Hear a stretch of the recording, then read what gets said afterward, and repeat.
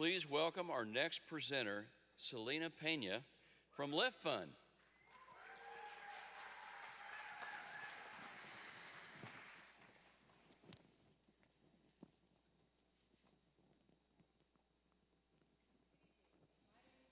Yeah, and I'm with LiftFund.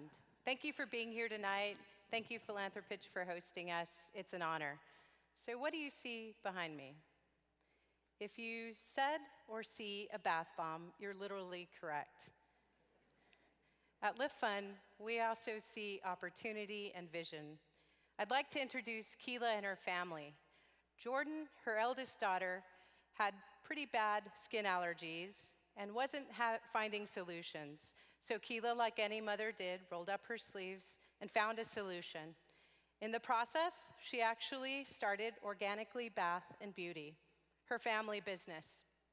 She went online, looked for resources, and found LiftFund. She attended seminars, and she worked with our team to build a budget and realized she was going to need working capital. Yet she had limited credit. Keela's not alone. The majority of entrepreneurs of color, women-owned businesses, veterans, and startups experience this first barrier immediately: funding. As a matter of fact, Black women-owned businesses grew at 150% over the past decade in the US. However, they actually received less funding, half the funding of their white counterparts for business loans. That's where LiftFund comes in. We actually are found to level the financial playing field for small businesses like Keela. We've been doing this since 1994, and we've provided over $300 million to over 20,000 small businesses. And we found that for every $1 we lend, there's a $13 positive economic return here in San Antonio. How do we do our work? We raise grants and investments, and we're not just lenders, we provide consultation and education that's responsive to our clients' needs. We also journey with them in the good times and the bad times when they are borrowers with us, and we have payment plans and products that fit their needs. Despite the challenges, our clients have a 96% repayment rate. So why am I here today? Well, our business model limits our ability to serve more clients like Keela, and we'd actually like to create the Dreammakers Fund, a permanent revolving loan fund built on grants, equity, and social impact investing. And tonight, I'm asking for $100,000 to test this model and to actually see if we can have more impact for the Keelas of San Antonio. Our goal is to raise $5 million over 3 years. So how it works: your $100,000, 100% actually goes to serve clients like Keela. That's about 7 clients we'd serve. They pay back, it goes back out into the community to serve an additional 7. And the cycle continues and the impact continues. And I'm asking you to join me in leveling the financial playing field here in San Antonio by serving more Keelas. Thank you. I made it.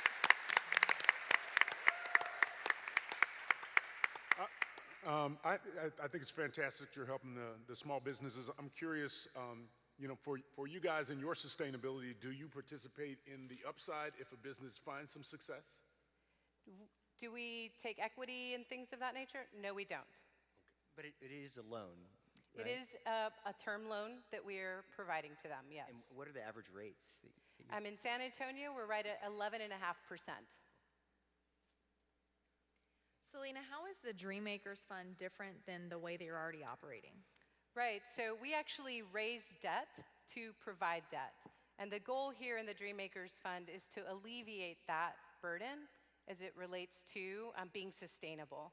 So when we raise grants, equity, or social impact investments, we'll see that that debt will get alleviated so that we can serve more folks. What's the average size of the business, that just in terms of revenue, or what kind? You went through a few, but just sort of average business size that you're providing loans to? Sure, our typical average size is under $250,000 in revenue. And 36% are startups as well, just to give you a sense of who we serve. And currently, all of this, I know y'all have grown and done a great job, but is this all staying, we're talking about a fund that stays here in San Antonio? Yes, ma'am. When donations and investments come in, geography and also demographics are applied as it relates to who we serve. What are your overhead costs? So our overhead costs, in a very macro sense, in terms of what we do, according to Charity Navigator, because we actually fill out the application there, it's currently right now at less than 12% overall.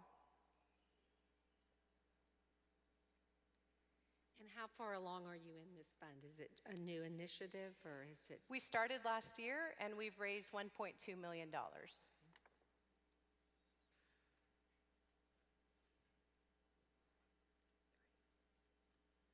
What questions were you anticipating that we haven't asked you? Why, thank you. So I would just add that over 80% of our borrowers are entrepreneurs of color, 40% are women, 9% are veterans, and 36% are startups. And our goal is to actually help them graduate to become financially viable and move to our partners who are banks as well. And what does the application process look like for a new person? Right, so we actually have an online application that we've actually simplified over the past 2 years to make it easier. One of the things that we found as a barrier is just documentation and application rigor. So we've reduced that. Someone can apply within 24 hours, someone will reach out to them and start the journey of helping them understand their credit and their budget as well. Thank you. Thank you so much, Celina. Thank you all. I made it.